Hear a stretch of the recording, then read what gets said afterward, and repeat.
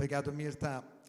Gostaria que ficasse à vontade. Eu já chamo de pronto Rosângela, que vai dar uma sequência nessa mesa sobre as questões históricas relacionadas a Peabiru. Fique à vontade, Rosângela.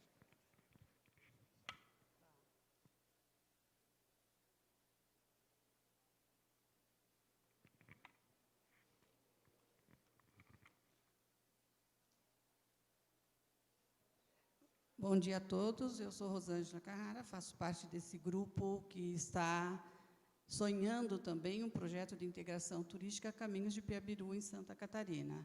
Nós fazemos parte do grupo gestor, com o vereador Henrique Deckmann, que está aqui presente, a Wanda, o Jean, e o grupo de pesquisa, eu e Ricardo, e mais outros que estão colaborando com os outros. Próximo, por favor. Esse vídeo é para mostrar de onde estamos falando.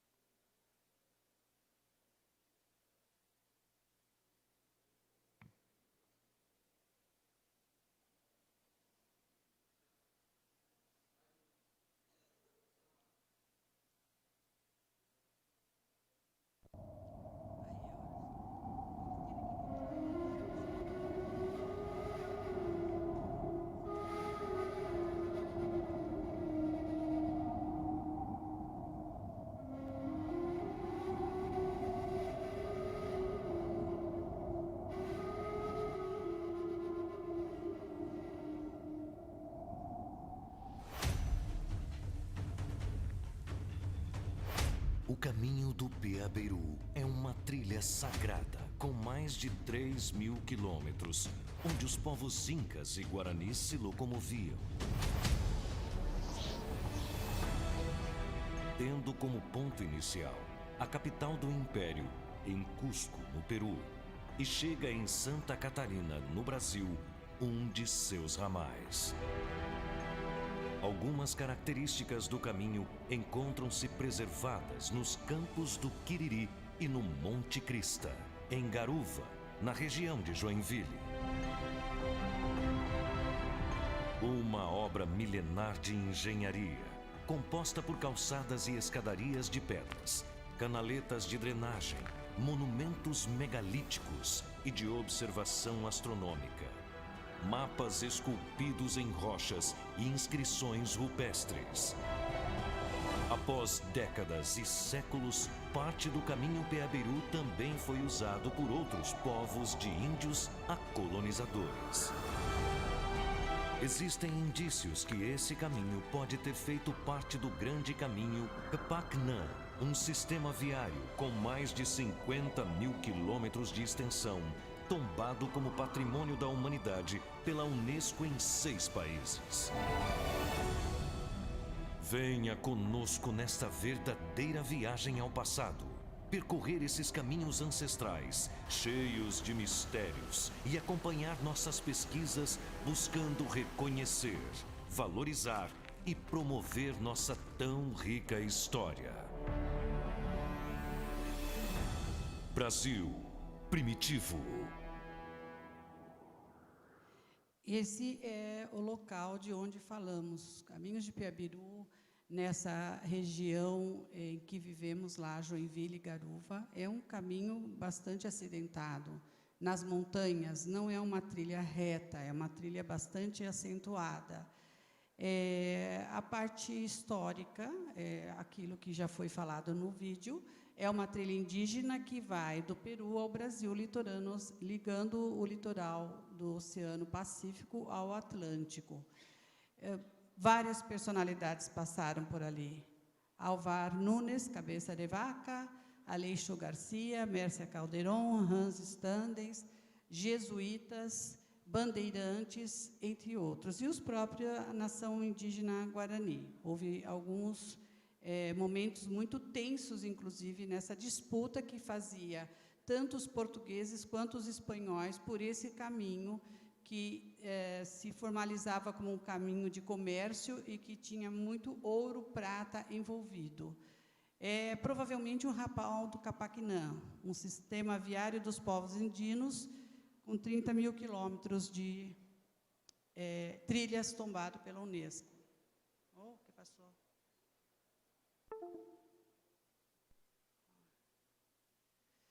E aqui a gente traz um pouco da história. Tanto portugueses quanto espanhóis lutavam por esse caminho. E o Tratado de Tordesilhas, que eu vou falar depois na sequência, que faz a separação do trecho do Brasil de possessão portuguesa e de possessão espanhola, brigavam pelo caminho, porque por todo lado por onde andavam havia a conversa que os índios faziam sobre o ouro e a prata que existia nesse longo percurso que se fazia desde o Rio da Prata. Claro que, tendo um machado de prata, que um dos sobreviventes dessa história trouxeram e conseguiram resgatar, tanto portugueses quanto espanhóis ficaram de olho nessa história. Então, o Tratado de Tordesilhas, ele separa Cananéia, no sul de São Paulo, e que ficava no território dos portugueses. Então, todos queriam ver de que forma que poderiam estar subindo para buscar o ouro e a prata que havia por ali. Bom, nós temos ali, em Santa Catarina, trechos por onde Juan Dias de Solís passou, pela Enseada de Brito e Praia dos Naufragados, e todos sabemos que Praia dos Naufragados, em Santa Catarina, não se pode entrar. O mar é muito revolto e tem sérios problemas ali, as naus afundam, foi o que aconteceu. E os que sobram, na verdade, são comidos pelos índios, também conhecido como Índios Patos, que deu nome a Porto dos Patos. O Solís é um que foi devorado pelos índios. E Aleixo Garcia foi um que morreu num desses naufrágios.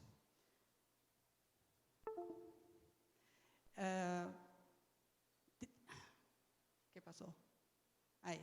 Bom, então, nós temos esse caminho que passa desde Santa Catarina, por Garuva, Joinville, ele vai subindo, ele entra no Paraná, do Paraná ele passa por Assunção, de Assunção ele passa por Bolívia, em Potosí, e segue rumo a Peru. Já falei, Esther? Aí está o Rio da Prata, por onde entravam, que faz com que a história contada pelos índios seja uma história real para os colonizadores. Por quê? Porque o rio era um rio grande, comprido, e eles entendiam que esse rio, com esse volume de água que chegava aqui embaixo, ele só mesmo podia estar vindo de um local alto e fazendo um percurso grande. Então, eles iam normalmente pelas naus até onde eles conseguiam, e de ali para diante eles iam a pé. Então, vejam que portugueses e espanhóis, eles tentaram conquistar, por Assunção, esse Império Inca que estava no Peru. E depois descobrem que quem fez isso foram os Pizarros, os irmãos Pizarros, em 1539, fazem um caminho totalmente diferente, entram lá por cima no Peru, atacam o Império, os Incas, e matam o seu chefe maior, que era o Inca Atahualpa. E, com isso, eles saqueiam todo o Império, todo o ouro e toda a prata é levado para a Europa. Então, nesse momento, a forma de economia pula de mercantilista para capitalista. É muito interessante esse movimento. Não houve respeito pela cultura nesse momento, não houve respeito pela história. Foi um processo bastante sangrento e bastante violento. Bom, então, com essa inspiração toda e com essa história, nós também temos, como a colega anterior falou, poucos recursos bibliográficos para ir mais a fundo nessa história. Nós estamos tentando construir a partir daquilo que temos. Então, nasce esse projeto, né? juntamos pesquisadores, historiadores, políticos, empresários, a trade turística, professores e universitários. Fizemos o registro desses encontros e foi onde o motor inicial dessa história. A gente queria saber, e a grande preocupação, porque nós temos muito guias que sobem e fazem o caminho ali desde Garuva, o Monte Crista, e eles fazem de forma não correta, não adequada, porque não é um caminho reconhecido ainda. Então, a gente queria reconhecer o caminho para preservar a visitação orientada e a manutenção da história, da cultura daqueles que por ali trilharam.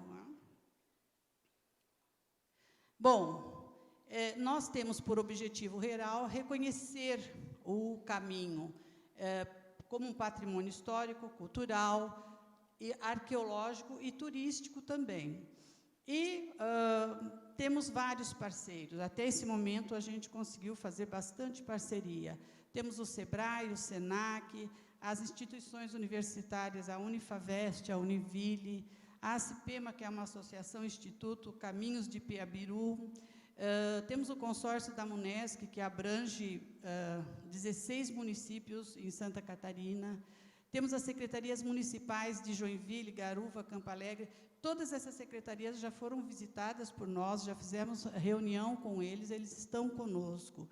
Temos também a LESC, que é a Comissão de Turismo da Assembleia Legislativa de Santa Catarina, que já foi visitada e já fizemos a apresentação. A IGR, Caminho dos Príncipes, a Instância de Governança Regional, que também tem, hoje está com 8 municípios. E a Comissão de Turismo da Câmara dos Deputados Federais em Brasília, Distrito Federal. E a CDL também, que está conosco, que é a Câmara de Dirigente Logista, que nos acompanha nessa caminhada. Bom, o que a gente quer com esse projeto? Além de reconhecer ele, desenvolver ações de manutenção e preservação. É muito importante. Depois vai passar um vídeo, nós vamos mostrar que nós fizemos e o caminho está muito destruído, as pessoas mexem, as pessoas não conhecem a história. Unir o público e o privado, criar e integrar as rotas turísticas, promover a visitação, a preservação histórica, cultural e, com isso, o desenvolvimento econômico. Sinalizar o caminho, capacitar os atores, quem é que vai frequentar, como vai ser, e divulgar o projeto em nível municipal, estadual, nacional e internacional. A gente tem feito algumas investidas, mesmo nessa fase que é inicial do projeto, essa é uma fase inicial, mas nós temos feito algumas investidas em relação a isso. Essa aqui é a escadaria, deixa eu ver. Aqui é a escadaria, aqui ainda é um trecho que está bem conservado, aqui é a parte de cima. Depois a gente vai mostrar quanto que está de altitude. O tronco principal, que a gente mostra aqui, que vem esse tronco principal, aqui não, e a parte alta do caminho, que é maravilhoso. Lá de cima você enxerga Joinville, você enxerga Garuva, nós estamos a 1.400 metros de altitude. Bom, qual foi a nossa estratégia de ação? Fundado o nosso grupo, o que nós começamos a iniciar? Nós montamos os GTs, que são os grupos de trabalho, grupo de produto turístico, de legislação, de comunicação, de capacitação, de pesquisa. Começamos a elaboração do projeto, fizemos a pesquisa de campo, a apresentação do projeto a parceiros públicos e privados, como vocês viram ali antes, apresentação às entidades também e fomentação para buscar recursos, para a gente poder dar força e viabilizar esse projeto. O georreferenciamento do caminho, a elaboração da marca, são coisas que ainda a gente está buscando fazer. A elaboração de materiais de divulgação, nós não temos ainda, estamos nesse processo. Sinalização também não. A capacitação de guias e condutores, já tivemos a oferta de uma formação e agora estamos tendo outra. Capacitação gastronômica e hospitaleira, de artesanato, nós temos que começar do zero ali, as pessoas não sabem ainda como fazer, e nós vamos ter que ensinar, é um processo bem inicial. A solicitação de inclusão nas leis orçamentárias dos municípios já está acontecendo. Nesses municípios que fomos visitar, já incluíram nas leis orçamentárias dos municípios para que possam estar definindo rotas a partir dos seus municípios e traçando novos ramais para os caminhos de Piabiru. Missão de conhecimento e um seminário internacional que já temos planejado para junho de 2023, lá em Joinville, e do qual já fazemos o convite para que todos estejam presentes ali conosco. Bom, então aí eu tenho um cronograma de estar mais esmiuçado, eu vou passar mais direto, só para vocês verem que, de fato, como que a gente... Pode passar, por favor. 21, começou em julho de 2021, né? Nós estamos agora, já fez um ano. Podemos passar. Aqui está todo esmiuçado como que se deu essa nossa caminhada. Você já terminou? Aqui algumas imagens das nossas reuniões, na LESC, na MUNESC, no Congresso Nacional, na Santur, e aí a expedição. Por favor, pode passar o vídeo. E com isso eu encerro, agradecendo a presença de estar aqui. Só vamos mostrar o vídeo ali. Consegue passar?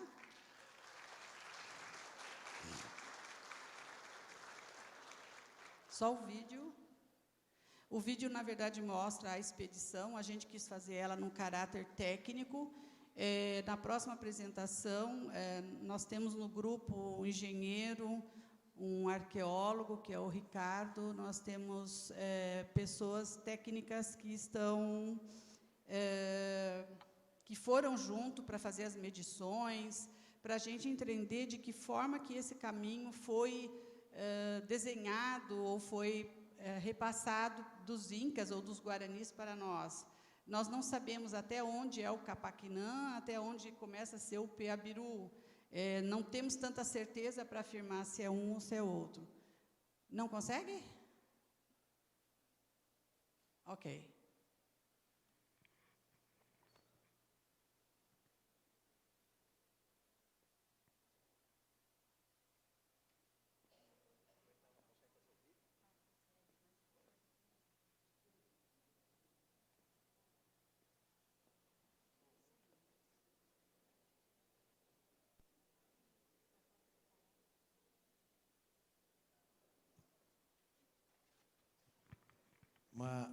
O Ricardo não veio e a Rosângela vai apresentar um pouquinho só rapidamente. Não?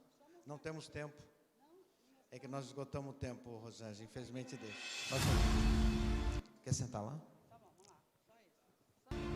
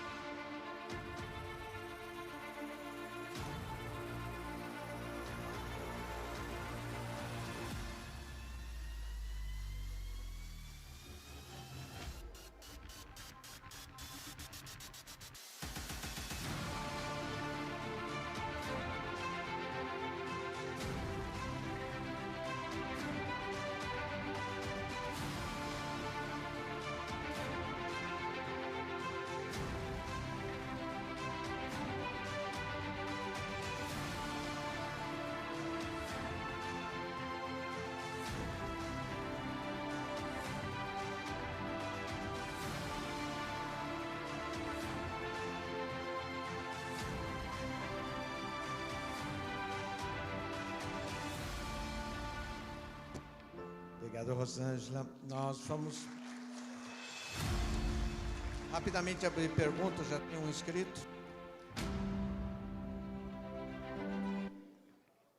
A gente vai abrir rapidamente pelo menos 2 perguntas, o Pedro já se inscreveu aqui. Obrigado. Professora Rosângela, a professora Rosana Bondi, ela nos escreveu para a organização do evento, pedindo para perguntar, o caminho do Piabiru não passava pelo Quiriri, pedrado aí, há provas que são caminhos coloniais. Para quem está fazendo planejamento de trilha, para a gente está muito claro que não há o traçado muito claro do Piabiru, não existe, a gente está muito mais preocupado em reviver o espírito da caminhada, do traçado por onde for mais bonito, deixando claro que o compromisso histórico com o caminho não é exato. Mas a professora pediu que a gente fizesse esse questionamento, porque ela, sendo autoridade no assunto, está muito convicta de que o caminho não passava por ali. Eu queria ouvir o que a senhora tem a dizer. Obrigada. Vamos ouvir mais uma pergunta, talvez, para agilizar o processo?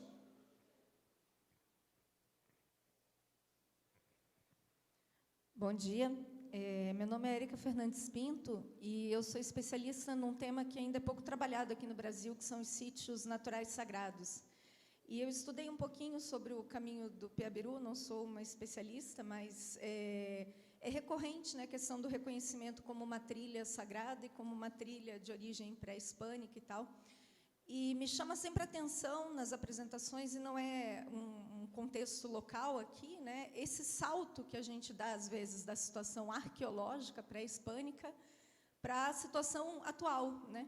E o que aconteceu com esses povos indígenas nesse meio tempo, nesse território, é um tema que muitas vezes não é abordado, especialmente falando aqui do contexto do Paraná e de Santa Catarina, né, as populações indígenas têm um processo histórico de grande invisibilidade cultural, né, no decorrer do processo colonizador, e gostaria de perguntar e também de propor, né, como que esse resgate, essa revitalização, essa ressignificação do caminho do Piabiru se relaciona com o reconhecimento não do registro histórico somente, né, arqueológico desses povos, mas com todo o processo de exclusão histórica, habitavam esse território por onde perpassa o caminho do Piabiru.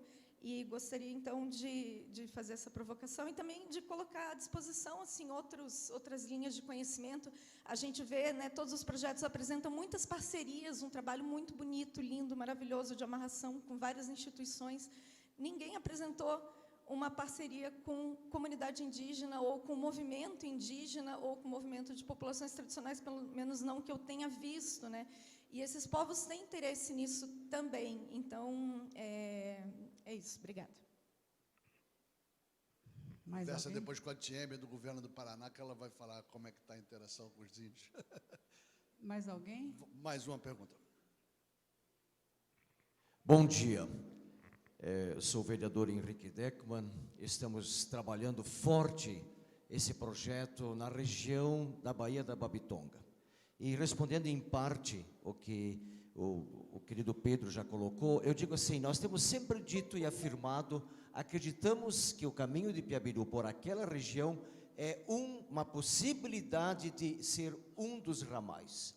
Não negamos os outros ramais, mas é a possibilidade de ser um dos ramais. E quem olhar a história a partir de São Francisco do Sul, onde fala de Nunes, cabeça de vaca, outros, talvez Aleixo Garcia, creio que é possível. E quem faz a caminhada, pensando e chegando no Monte Crista, e você vê a Baía da Babitonga e os rios, e você vê a Baía com toda a sua calmaria, chegar até os rios, e você subir em torno de 7 quilômetros, que seja 15, comparado com os outros, que não tem que fazer mais de 100 quilômetros em rios com muitas pedras, a história nos faz algumas perguntas. Então, nesse sentido, eu só quero reafirmar que é um dos ramais, não negamos outras possibilidades, e tem outros historiadores que também apresentam outras possibilidades. E desde já reafirmamos e convidamos para um encontro internacional lá em Joinville, em toda aquela região, seja em 2023, 2024, com muitas parcerias que é possível fazer a partir daqui. Então, nesse sentido, nossos parabéns e obrigado pela possibilidade de apresentar um fruto. Sim, respondendo todo o seu referencial, que ela, toda a parte escrita que ela fez, com certeza, estamos buscando. É um caminho bastante, uma possibilidade.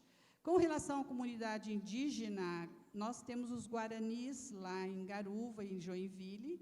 Nós entramos em contato, mas não encontramos nenhuma representatividade lá que pudesse agregar a essa história. Evidentemente, aquilo que tu traz é muito importante e não está sendo renegado no projeto. É que não dá tempo de apresentar tudo, mas a gente traz, sim, a luta dos índios, o espaço, inclusive como eles foram submetidos, tanto a portugueses quanto a espanhóis, como morreram em função de um trabalho que não era deles, né, de um objetivo que não era deles. A gente tem, sim, bastante referência, estamos trabalhando em cima disso. É que não dá tempo de apresentar tudo. Assim como os megalitos e as medidas, o espelho d'água, que essa expedição nos proporcionou, que a gente traz, que mostra muito o trajeto dos índios, a nação Guarani subindo e o povo Inca vindo. Então, nós estamos tentando descobrir aonde era o ponto de encontro, porque até onde a gente chegou na história, os Incas não descem aqui até o Atlântico, eles param no caminho, e me corrija se estiver errada ou equivocada, mas os Guaranis subiam e sabiam, e também não chegavam do outro lado, até por uma questão climática. Eles vinham de lá todos vestidos, trajados, e os índios aqui seminus. Então, nós tínhamos dois climas ali. Então, eles não passavam, eu acredito, a gente acredita que seja por conta disso. Nós temos um grupo trabalhando com isso. Então, nós temos geógrafos, historiadores, arqueológicos.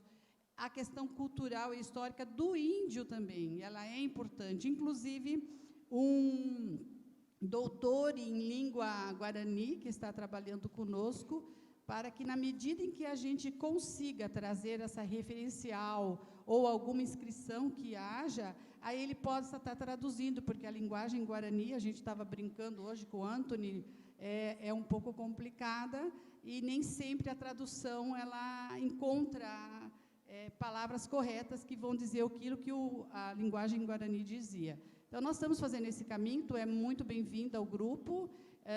Não é um grupo fechado, é um grupo aberto, é uma integração que a gente quer fazer.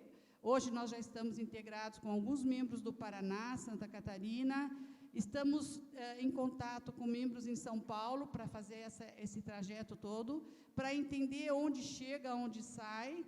Nós nos baseamos nesse projeto, num caminho, em mapas que já tinha no Google, que mostra, que já foi mostrado aqui, inclusive nesse seminário, que mostra esse percurso que eu falei, passando Peru, Bolívia, Assunção, entra pelo Mato Grosso, pega um pedacinho do Paraná, bifurca, trifurca, na verdade, para mais centro do Paraná, São Paulo, e desce até Florianópolis, passando por Laguna, por exemplo.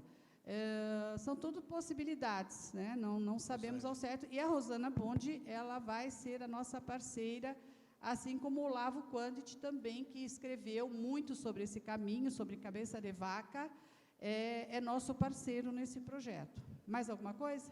Rosângela. Ficou bom, Pro? Eu vou fazer... sou eu aqui, ó, presidente da mesa. Sim. Eu tenho que fazer um papel chato, é muito chato dirigir uma mesa quando você tem que encerrar quando o debate e o assunto está tão bom quanto esse, tão quente. E aí, Érica, as suas colocações são fantásticas, eu acredito, inclusive, a provocação é que esse construir caminhos de Peabiru, esse sonho, nós vamos ter que se debruçar por muitas questões, e aí já fica o desafio de outros eventos que possam se aprofundar nesta relação, realmente, nós hoje, com toda essa história, nossos antepassados, nossas etnias que estão aqui presentes, com respeito, com conhecimento, e tratar isso da melhor forma. Então, eu vou ter que encerrar. O Carlos o Carlos Adolfo ia trazer exatamente, ele não veio, infelizmente, completar essa lacuna. A Mirta estava me comentando aqui, a completar essa lacuna entre o passado e o presente, ou tentar, não que completaria, mas tentar isso. Então, eu agradeço a Mirta, agradeço a Rosângela, agradeço a vocês. A gente precisa encerrar essa mesa e eu passo ao nosso moderador. Obrigado, Mirta. Obrigado.